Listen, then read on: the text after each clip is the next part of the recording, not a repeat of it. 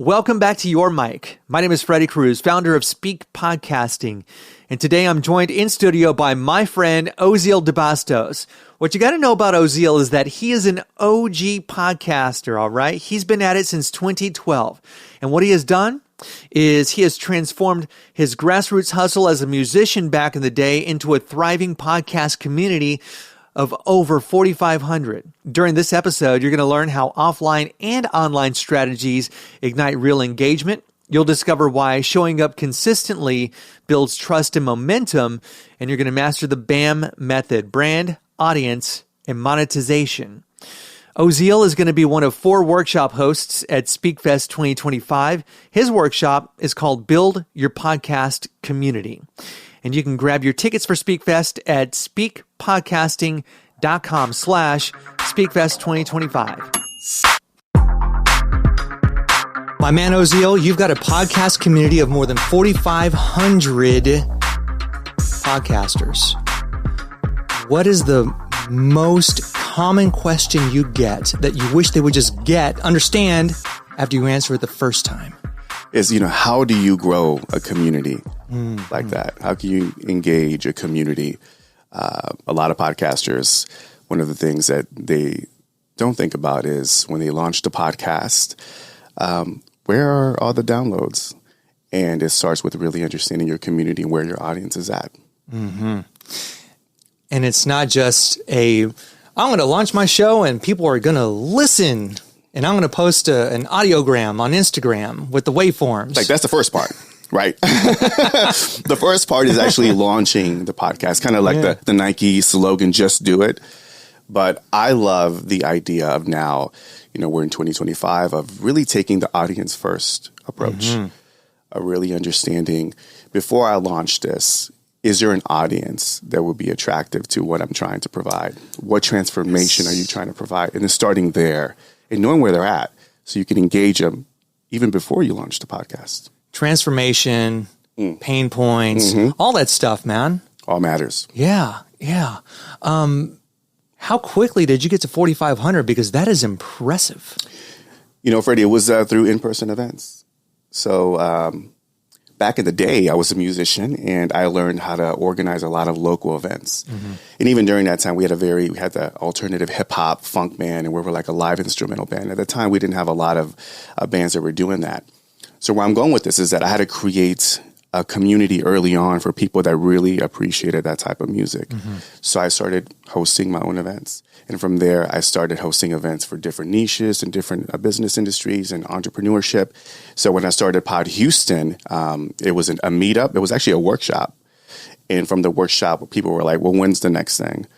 And then from there, it just started evolving from there and growing. You had a product market fit, people asking when the next one is. That's it. That is crazy. Yeah. Okay, so I want to go back to your days of organizing communities and building these events before social media, maybe? Or did you already have that? Was MySpace around, or were you doing this by making calls?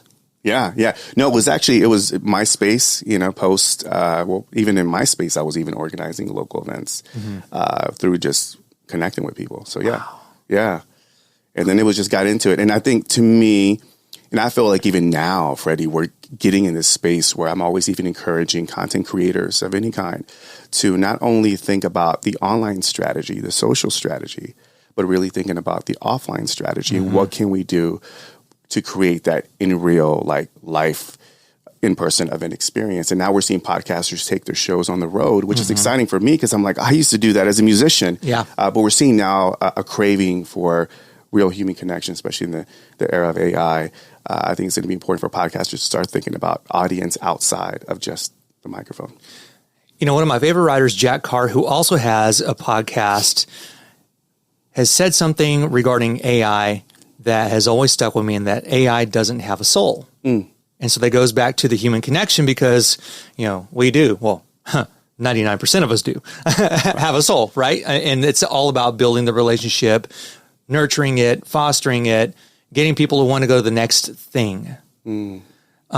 So what are your thoughts on online versus offline? Like, is there what's the magic potion, like the magic equation? Is it 50-50, like promoting a Facebook group? Yeah. Oh, I thought Facebook groups were over. Is it Instagram channels? Is it, how many times do you posted that? How many live events do we do? Like, what are you finding in your area, in your zone of influence? What are you finding to be the secret sauce? Or for just engaging with your community? Or just building one. Building one, yeah. So I used to do monthly meetups, and that was a lot. That's how we met. Yeah, that's right. That's right. We've been years ago. At a meetup. Yeah. So again, a testament to the power of in-person events, of meeting, especially your local community. If anybody's watching or listening to this, don't sleep on local. But as far as to answer your question, as far as cadence, whatever feels right is practical to you. I think there's people, live events, meetups, could be a lot of work, could be daunting. Yes. You know that, right? People are going to show up. I'm telling you, I always have like this anxiety attack, like leading up to the event, because you're like, are people going to show up? How many bullets of sweat are you sweating? It's real, man. It's real. It's real. But it's also one of those things where I try not to think about it. I'm like, you know what? I did the thing. People are going to show up. At least your friends and family will be there, to support you. And then everything else is kind of like a, topping on the cake. But, I think it's important. And not only that, Freddie, one of the things that I think gets overlooked when it comes to just hosting events, whether it's through a live streaming or having a Discord or Facebook community, is that as you show up, your people will show up for you. And eventually it's kind of training, kind of like when you publish a podcast on a weekly, as coaches, we talk about, make sure you train your listener. And you do that by showing up on a consistent schedule, much like TV shows, your favorite TV show. So you got to make sure you show up. And then eventually what I've noticed is there's a snowball effect of just being a top of mind. People will eventually say, you know what, let me go to the event. Let me go check out that live stream. And then your community starts kind of picking up from there. That's what I've noticed. Show up for them. That's and it. They'll show up for you, and it might not be everybody all at once. That's it. Yeah. That's it. Yeah. Yeah. You work in radio. You got radio experience. I wouldn't say radio. Just because I have the voice, Freddie. Thank you. It means a lot. Yeah. But I like to know how you're tying in that experience and that involvement with legacy media, with what you do. Yeah. So just to be clear, I've never worked in radio. Yeah. You work for a radio group. So I worked for a media group. Gotcha. Right, which had a radio division. Gotcha. I'm on the podcasting side. Okay. Yes. So, I have a radio so I've always been, well, thank you very much, Freddie Cruz. Thank you. But, it's really interesting. I'll share this story with podcasting, Freddie, is that I remember when I was growing up, we used to love, MTV was a TV to watch. Right? I used to love watching MTV Raps and all the, Tell me I'm old without telling me I'm old. We're kind of aging. We're aging ourselves. Yeah. But, MTV was a beautiful thing. And I remember always thinking to myself, right, I was like, I would love to be a VJ one day. I would love to interview, even though it's in and out. But I was like, the idea of interviewing celebrities, asking them like what inspired them. Carson Daly had the best job ever. 1,000%. Yeah. I love. He traveled. He got to do all the parties, and I'm like, man, I want to be that guy. Yeah. And I was like, one day I would love to be behind the mic and interview people who will inspire me, who I look up to. Yeah. And I was like, when I got introduced to podcasting, this was like in 2010. I'm like, this is my opportunity. This is my opportunity to host my own thing. Dude. And get to reach out and interview people who I want and build a community. So really podcasting really kind of saved and really fulfilled my radio VJ or MTV VJ days dreams, because it gave me permission to start my own show. And that's what happened. And that's the beauty of the podcast industry, especially in 2025. And I think we can also, for better or worse, credit the year 2020 with the rise of the indie. Because, nobody had anything to do. And so people were starting podcasts and ordering mics off of Amazon and starting their show in their closet or in their living room. It's crazy. And now we've got not just true crime, but we've got indie hosts that, they're parents of children with certain conditions. They're college kids that are navigating through veterinary school. They're, elderly people. They're people from all walks of life. And you and I have a mutual friend, Victoria, who's got the Chemical Show, which is about the $1 trillion oil and gas business. you know? Every niche, and I challenge anybody who's watching or listening in that if you have an interest in whatever it is, it could be the craziest thing, go on Apple and do a search, and I bet you anything, there's somebody who's producing podcast content that's centered around the topic that you're interested in. And that's what I love about this. I want to see if there's a podcast about the Smurfs in 80s wrestling right now. Let's go. And I'm sure there is, man. I would not be surprised. And that's a beautiful thing, right? It's very topic based. And now you're seeing more niches are emerging in the podcasting space, and I love it. Oh, absolutely. Because it's not enough to have to be a parent of a college age kid. How about being a parent of a college age kid in Texas, or being the parent of a college age kid in the city of Houston? Right. Yeah. Right. Take it from the state to local to really ultra niches, and that's what you're seeing. Yeah. It's pretty cool, man. Yeah.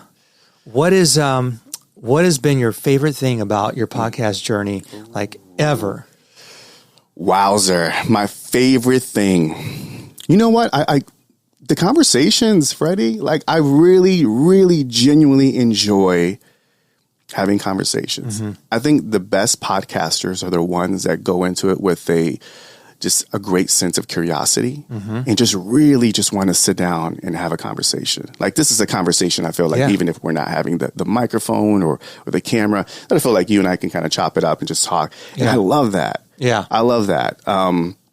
Podcasting gives you the opportunity, it has given me the opportunity to also overcome the fear of public speaking, to become a better communicator, to be able to express some of the things that I normally don't share. And I think that's been a great gift that a lot of people overlook when it comes to this. I have a hard time believing you have a fear of public speaking. Believe it or not. That's there you go. And it's interesting that you say that because people say, hey, you seem like this really confident guy and you break dance and you've been on stage and you perform in front of a lot of people. And still to this day, I still get nervous when it comes to public speaking or doing any workshops or doing anything like that. Okay, so small crowds, big crowds, or just any crowd? Both. Friendly, I wouldn't say not friendly, but friendly or stranger crowds, like people who you don't know. Yeah. Like it just transcends. Yeah. So it could literally be me, Rena, and every podcast host that you know. It could be like 75 of us. You have a personal relationship with all of us. That's right. Yeah. And you would still be a little shaky in the knees beforehand. Yeah. Really? This is my stage of confidence. Wow. This one-on-one having conversation. I think that's the reason where somebody asked me, they said, Ozeal, what's home for you? And I'm like, actually just being behind a podcast mic and having a conversation with a friend. Yeah. Or even a stranger. There's something about it that just puts me in a zone where I'm like, let's just talk. Yeah. And let's just record this and share it out. You've been podcasting since 2012. I have. And to say there are a lot of changes since then would be an understatement. So let's do a two-parter. What's been your favorite change? 1, 2, what are you least excited about? 2 great questions. What's my favorite thing? As an indie podcaster, it's been amazing to see it evolve and be embraced by people who didn't embrace it in the beginning. I love seeing it evolve. Some people have some thoughts of like, oh, there's the NPRs and the main traditional media, legacy media are coming into the space. I think it's a great thing. Honestly, I think it's more people. There's more attention to podcasting. And I love that it's being embraced as like a real media. Yeah. And I like that. We're influencing elections, dude. I mean, come on. I mean, what it was like last year was like the year of podcast elections. That's what they coined it. So, and now even we saw recently with, the whole Taylor Swift and the whole marriage thing. And I was like, but it's interesting, but it's all attention to podcasting. And I love that podcasters are getting their respect. Yeah. On all levels. Oh, absolutely. Even the indie creators. And then as far as was it the least? Yeah. What are you least excited about? Oh man, what am I? I am. Let's see. I think when it comes, there's nothing that's really grinding my gears. If you get that. When it comes to podcasting, I think there's still room to grow. I from an audio RSS OG. Starting, with just a mix minus. Before you kids came in with your Sonys and these video cameras and YouTube. people ask me, all the time, like, how do you feel about that? Because it seems like audio is being shifted and moved to the side, to the passenger side, and now it's video. Yeah. I would like to challenge a lot of the audio OG heads and the RSS heads to say, hey, listen, it's okay to embrace video. As a matter of fact, when I first got introduced to podcasting, it was actually video podcast. What was the podcast? It was called Mixergy and the Rise to the Top. Okay. And they were both entrepreneurial podcasts for startups. And one was for like solopreneurs. And they were video shows. They were video shows. So video this is not a new thing. Right. Video podcast is still a thing, but now it's reemerged, obviously, because YouTube is now playing in this sandbox. So I think it's a great thing. I don't like the idea of people saying, well, we got to protect the RSS. And yes, as an indie artist, I agree. I get it. And I think there's always that's going to be what podcasting at its core is going to be. But I think I would love to kind of change the idea of podcasting and know that it's evolving and it's changing, and we just got to go with it. I don't get caught up in the whole industry talk. Yeah, and building on that, there's an article that recently came out by Sounds Profitable, and I forget the guy who wrote it.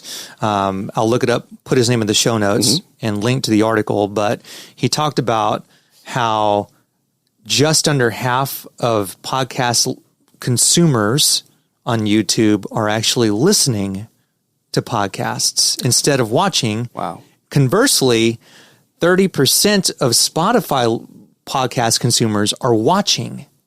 So my takeaway, and I'd love to get your thoughts, my takeaway is audio is still king, one, and video will never not be important if you can do it, if you've got the budget and the bandwidth to at least go all in and try and get it at least 75% right, and then course correct as you go. And I'd like to know what you think. Here's my thoughts when it comes to audio and video. That I always say it's not audio versus video, and I think that people try to make it that way. Right. It's audio and video. Yeah. As you pointed out in that data, it's like people are even consuming audio content even on YouTube. YouTube is just a distribution platform. It's a very big distribution channel.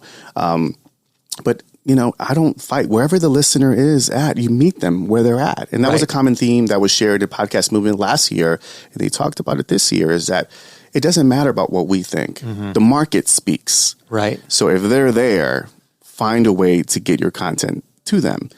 And I don't like this whole idea of like, we got to choose. Like, it's us. It's our, like, no, at the end of the day, it's our listeners, our community that matters more than anything else. Right. So I don't know if that answers your question, but yeah, I think it's audio and video. Yeah. And again, I think it's important to be able to give choice, right? Choice matters. Right. Well, and so like the example that I think of, and I've given this in my newsletter, is that before we were having any of these discussions about audio versus video, and do I put my podcast on the YouTube podcast app and copy paste my RSS feed, I was listening to audiobooks on YouTube where the quote unquote video was just the cover. Just a static image. Just the static image of the book cover. And those quote unquote views were in the hundreds of thousands. So if there was ever a time, if you ever needed an example of someone who's had success, on YouTube and not needing a whole video production, it's like, look up your favorite audiobook that was, and the video was the quote unquote video was posted before we were ever having these arguments or debates about, podcasting. Just go and see the proof. I've noticed even my behavior now has changed. So I was listening when I first started listening to podcasts, it was Apple Podcasts. And I still listen to Apple Podcasts when I'm listening to audio. But I've noticed when I'm at home, Freddie, I'm not actually with my headphones with my app. I'm actually it's weird. I'm actually watching YouTube. Like I look at it while I'm washing my dishes and it's on. You too, huh? And I'm streaming it. Yeah. And it's still audio. I'll still put my headphones on and occasionally I will look, but I'm still listening. So again, it's audio and video, and it's weird because I would never thought that my behavior personally would change. Yeah. But it has changed. Right. And I don't gripe about it. Yeah. It's If I have to go for a walk, then I'll plug it on an Apple. Right. I have choices. And it's interesting to see how on the back end and the analytics, and then you can read the studies that you see that there is X percentage of people watching it on TV, just like you washing dishes and me when I'm washing dishes on the TV. Smart TV. Like, that's real, man. You are literally a TV star. Yeah. That's it. Yeah. Here's another interesting thing about audio. And this was talked about on at Podcast Movement recently, which is a big podcast conference for those who don't know, that if you look at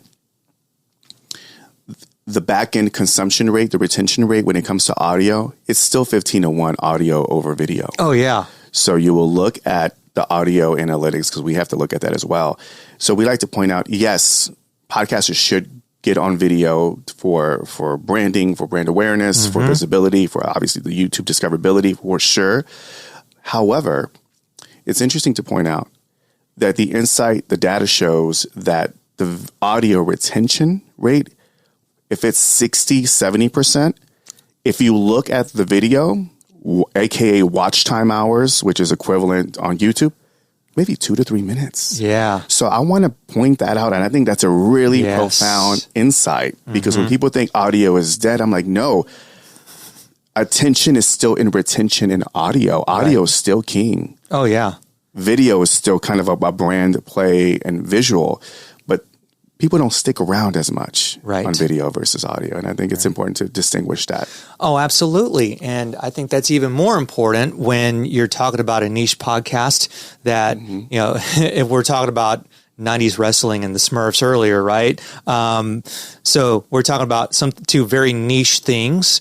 Is it going to get 10 million subscribers? No. Is it going to have a small community? Well, it's going to be presumably a lot easier to build retention with something like that, as opposed to... Not only that, but I think the smaller niches, one of the things that's been really attractive is that advertisers really love maybe shows that are maybe not big in download numbers. But imagine if you are looking to advertise your event or your product or service, and you see a podcast in a very ultra niche that's aligned with your audience, and they get a good solid, let's say 1,000 to 2,000 downloads a month or whatever, or maybe per episode. That's attractive. That's targeted audience that will listen to your ad every single week. That's attractive to an advertiser. So again, lifetime value. There you go. It matters. Doesn't go away. It doesn't go away, man. Yeah. It doesn't go away. So that's something that's really attractive, that you don't need all the massive download numbers. Yeah. If you have something targeted that's consistent as an advertiser, and if somebody wants to monetize, there's value in that. What are your thoughts on downloads? We obviously know that retention is going to be king, right? Because you can have 1,000 people going to Macy's on Labor Day weekend. Yeah. If 1,000 people go into Macy's on Labor Day weekend and don't buy jack crap, it doesn't even matter. So if you think in terms of downloads versus retention, people are downloading it, but if they're not going listening all the way through. So what do you tell people as a coach about downloads versus retention? Like, what are your key milestones, all that sort of a thing? Yeah, I think there's some education to be involved here with really, especially with my coaching clients. Of download numbers will always be the standard metric for podcasting, but now what we're seeing is retention is king right now. Yeah. So if you have a retention that people are sticking around to listen to your podcast, if it's over 100%, that means people are coming back and listening to it, right? So you want to get it 70% or higher. And these are stuff that you can look at Podcast Connect or on Spotify. But even now, what's even more important is not only attention to retention, but also really understanding the engagement. So if you go to your social media channel, let's say if you have a show and you have a nice following on Instagram and let's say LinkedIn, are people engaging with you? That's a very important metric for you to measure. So I think it's important to measure I think those two metrics are important for podcasters to measure is, again, retention, your retention rate, and engagement over downloads all day. And I think that's what we're seeing now, a trend going. What are your thoughts on that? I like the idea of promoting a podcast episode on social media because I think that free advertising is great if you can execute a social media strategy halfway decent, right? Not a fan of audiograms. I think that was probably just a thing back in the day. 2019. 2019, when I was still in radio. But with the advent of tools like Opus, and we were talking before we started recording, there are tools like Opus and Munch, Riverside.fm is what we use for virtual interviews and such. If you tweak them, you do the text layovers and relevant B-roll, not some crap that, you have to tweak it. You have to massage the tools and then post the short form video.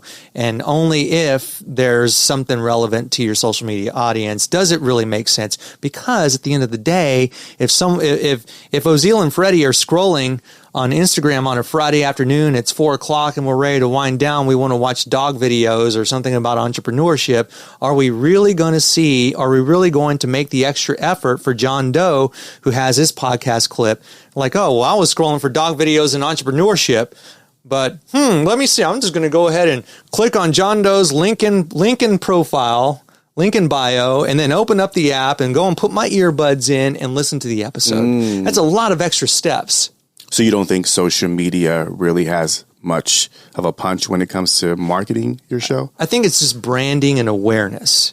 And it's there, I'd hate to make the comparison, but it's like commercials, Oh, that's a fun commercial. Fanta makes nice, fun, bubbly, catchy commercials. Yeah.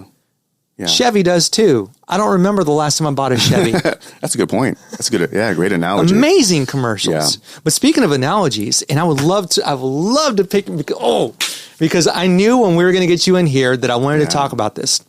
We were a podcast movement in Dallas, and you had this banger branding analogy. Oh, I know you know what I'm talking about, brother. Man. You remembered. How could I forget? Wow. So please take it away. Out of all the things we talked about, that stuck out?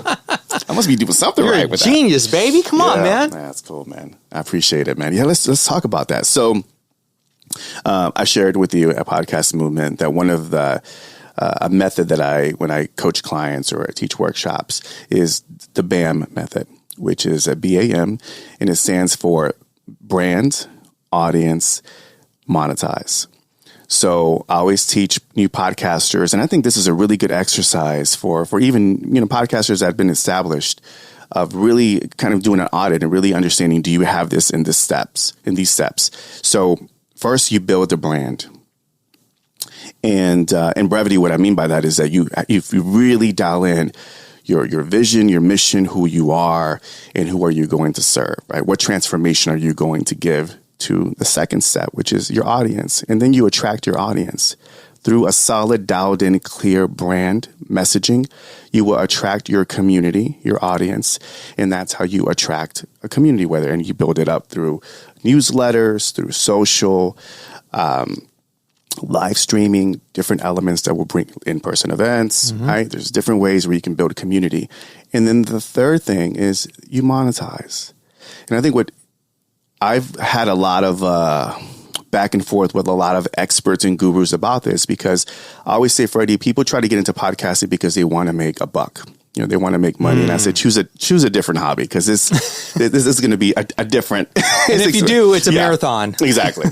Well, you know that, right? Yeah. So you build a brand. You attract an audience. And when you have a community and audience, then you can monetize. And you monetize it through providing services or products or digital products, masterminds, memberships. I mean, really exciting as a solo creator is that there's a lot of opportunities for us to monetize via a podcast, right? A newsletter, all of that. So it's really exciting for the indie creator right now. But you do it in that order. And I feel like if you miss a step and you don't do it in that order, I feel like you find yourself kind of in this kind of hamster wheel, this losing game, where if you think about the money, but you don't have a brand new audience, you're not going to make anything about it, right? If you attract an audience, great, but they don't know what you're about. They don't know what your brand is about. So it's kind of influencer, right? You can create, you can be that cutesy person or do, show your abs or whatnot. You can attract the audience, but you'll see that there's a stat that a lot of influencers don't make a lot of money. And the reason why is that they're really good at grabbing attention, attracting an audience, but they don't got a brand that represents anything. So again, the BAM method, build a brand, attract the audience, and then you monetize your message. If you do that in that order, you will have a remarkable podcast. Guaranteed. Might not be overnight. No. Might not be overnight. It's a marathon, baby. It's a marathon. It's a marathon. And no, it's not a marathon length sprint. Right, that's right. That's right. That's right. That's another banger quote from Jack Carr. That's good. Because we talked about writing a book. He talks about it being a marathon length sprint, right? Yes. But this is not that. No, it's not. Man. No, it takes dozens years. I mean, there's Chris Williamson from Modern Wisdom. Yeah. He was putting out videos, and he would talk about how some weeks he would have 2 views, and boy, did that resonate. Still resonates with me. Still resonates, and a lot of people will see, it's Modern Wisdom, and he's at the top of the chart, so he's doing this and interviewing people like whoever, right? And that took years to get. Yeah. And I think, going back to that question, that great question you asked me earlier, I think that you just pointed me in that direction about the least thing that I don't like about podcasting is I don't like it when people get into this space and think that it happens overnight. I don't like it where they get into the space and feel like they can get this Shure SM7B and a Rodecaster and feel like they're going to make millions of dollars, the Joe Rogan money, in 6 months. This is it's a game of patience.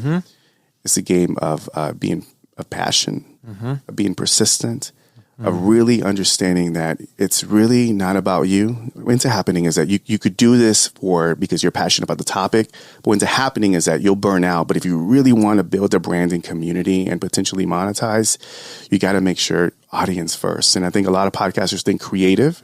And as a creative, I get it. Like, I have this great idea and I'm going to just get on the mic and talk about it. I'm like, yeah, but what is the brand beyond the mic? Like, once we get you out of this and you have your 10, 12 episodes, what else are you going to dig into? Yeah. And if you haven't built in that brand that will attract the audience, then I find podcasters will fizzle out pretty quickly. Yeah. So again, for podcasters who are looking to do this overnight and make money, that's probably the thing that that pisses me off a little bit. It really chaps his eye. There you go. Ruffles the feathers. There you go. Keep going. What other Grinds my gears. Grinds my gears. Oh man. Well, this has been incredible. It's always fun chopping it up with you, dude. Yeah, man. Yeah, likewise. I just want to say, one of the things that I really admire about you, Freddie, is that, really took a leap of faith, everything that you've done to, transition from radio into this podcasting space and, to get involved in the community and seeing your support at Pod Houston and, reaching out to a lot of people here who I admire, who are friends of ours, right? We have a really close circle here in Houston, reaching out to us and asking, for us to support you on this amazing event that you have coming up, Speke Fest. And, it's a testament of you supporting indie podcasters, people in your space. And I just really appreciate and respect people who have genuine heart for the medium, who really appreciate it, who understand that they want to use this medium to support others. And just, man, I'm just so proud of you for just, again, doing the damn thing, man. You're like the representative of just doing it. And it's not hard. It's not easy. It's really hard to do this. And you made the jump and you're making it happen. So much love and respect, man. Well, much love and respect back to you. Nothing but love. You're an OG, man. You were building this empire, empire, before I ever knew that I was going to need a podcast or need to grow a podcast company. Yeah. You were in the trenches already doing the work and laying the foundation for numbskulls like me to come around and do it because we needed to pay the bills. And you're right. This isn't easy. It takes a lot more time. Yeah. Now we're getting into kind of the entrepreneurial mindset. Yeah. It's not easy. It takes way more time and it's way more expensive than you could ever imagine. And you're going to spend a lot of time by yourself in your feelings. You're going to feel like the best boss in the whole wide world. Yeah. On one morning, and that same day feel like the worst boss ever. You wish you can fire yourself. Yeah. And it's just that roller coaster of emotions. Yeah. But I'd have it no other way. Yeah. I'd have it no other way because I got my tribe. There you go. I got my tribe. Love it. You and I had a very, very pivotal discussion at Podcast Movement. And I am so happy and I'm so proud to know you and to call you a friend. You know, we've had a couple of really good talks. Yeah. And so the feeling is mutual, brother. Feeling is very mutual. Love you, man. Yeah, I love you, man. Respect. Yeah. Yeah. So October 10th and 11th, you're going to see Ozeal at Speke Fest 2025. He's going to be teaching a workshop called Building Your Podcast Community. And you definitely want to come and check him out. And you want to check out all of our workshop hosts. You know, he says we got mutual friends, Rena Friedman Watts, one of them. We've got a whole host of people. We're bringing in, Ozeal, a podcast Hall of Famer. Wow. Rob Greenlee from the podcast. He's the chair of the board of the Podcast Hall of Fame. Rob is awesome. Yeah, Rob is really awesome. And so he's going to be leading a panel. We're going to be screening a documentary, Age of Audio, directed by Sean Michael Cologne, who we met at Podcast Movement. So this is just the tip of the iceberg, and it's the first of many Speke Fest events, and it's a freaking honor to have you be a part of the first one. And yeah, y'all get your tickets at speakpodcasting.com/SpeakFest 2025. Bro, thanks again. Yeah, man. I'm excited. Yeah. This is fun. And I'll see everybody at Speke Fest 2025.